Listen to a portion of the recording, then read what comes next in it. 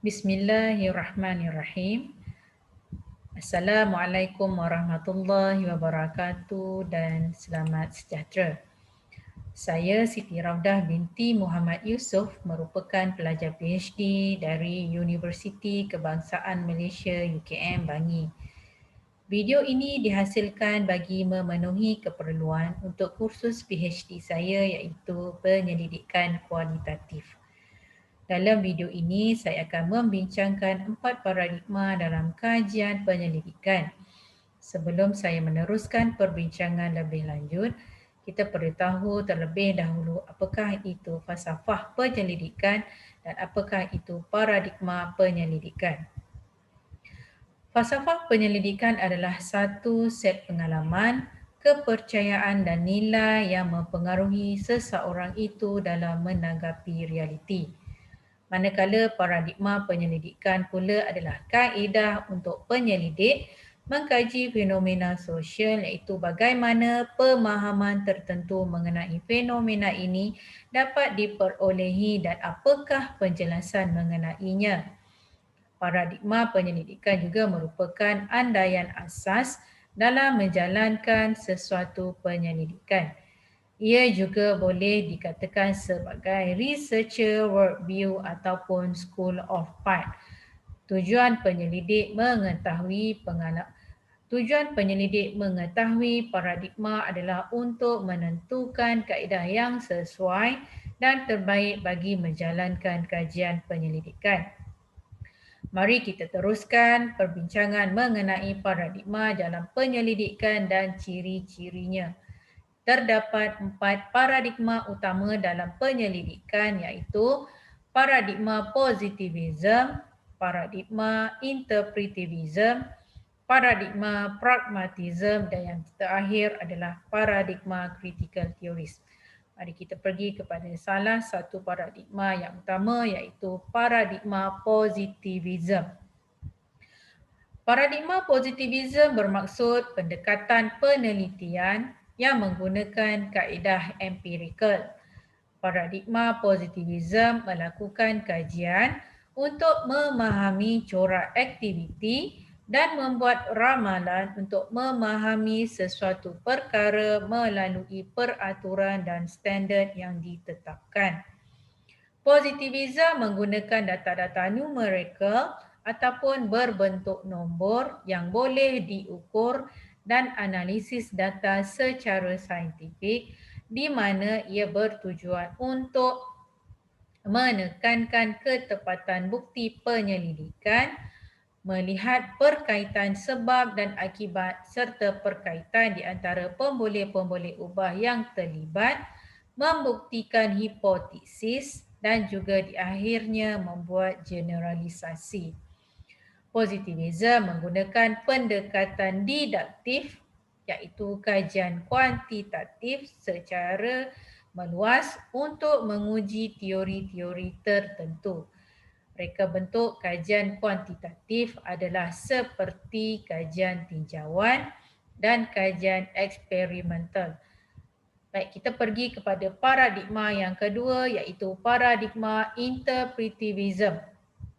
Paradigma interpretivism adalah paradigma yang berkaitan dengan makna yang diberikan oleh manusia pada norma, peraturan dan nilai yang mengatur interaksi mereka. Adalah perlu bagi penyelidik untuk memahami perbezaan antara manusia dalam memahami peranan mereka sebagai pelaku sosial.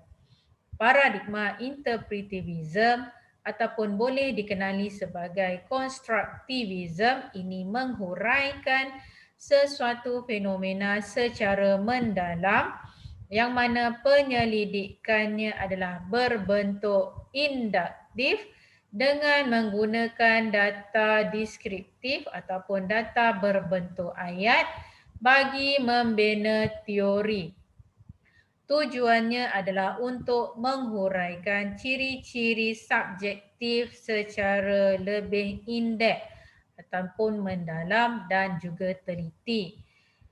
Di akhirnya dapat membuat interpretasi bergantung kepada individu yang berbeza.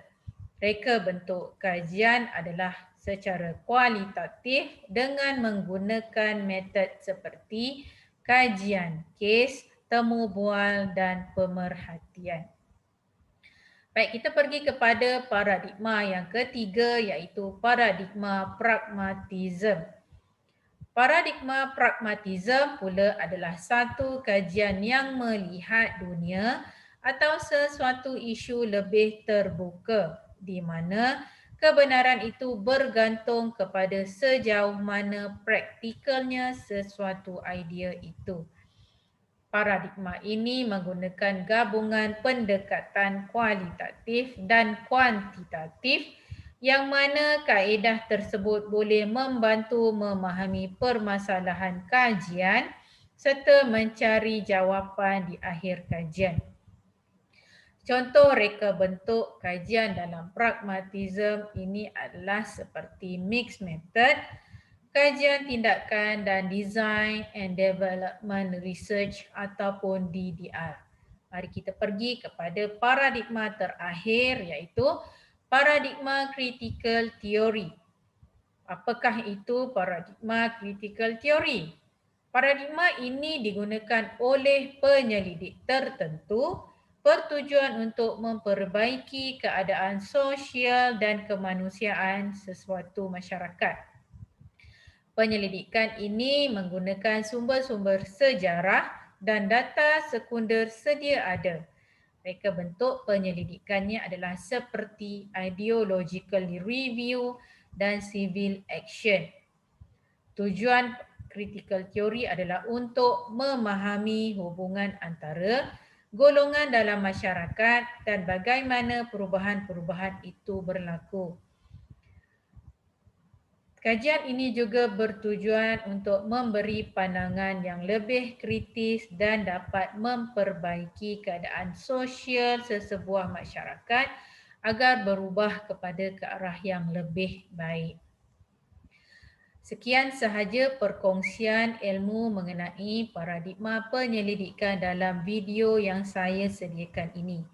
Kita jumpa lagi di masa akan datang. Sekian sahaja, wabillahi taufiq wal hidayah. Wassalamualaikum warahmatullahi wabarakatuh.